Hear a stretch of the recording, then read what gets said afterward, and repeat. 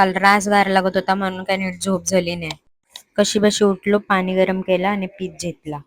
पिता पिता थोडा इन्स्टा स्क्रोल केला ना, मग निघलो योगा क्लासला जायला.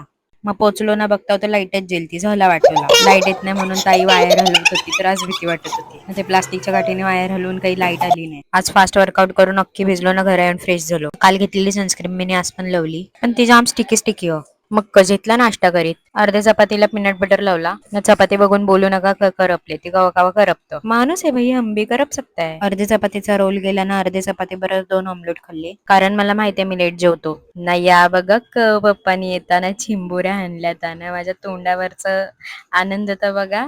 चिंबोरीशी खेळून खेळून झाल्या ना, मग पप्पाला बोलवला. पप्पाने एक एक करून चिंबोरीच्या नांग्या मोरल्या ना. मला तर बांधलेल्या चिंबोरीशी खेळण्याशिवाय दुसरा काहीच येत नाही, कारण या सर्व पप्पाच करतं, मला गरजच लागत नाही करायची. झाल्यावर मग पप्पाला बोललो, कापून पण देस ना धुवून पण देस. नाही बघा माझं कसं काम.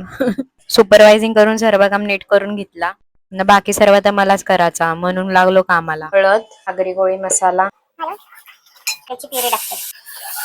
हे वाटणे हा टोप अख्खा भरेल 20 मिनिटं तरी केलेली ते टाकूया. मी आधीच टाकते, कद मारते.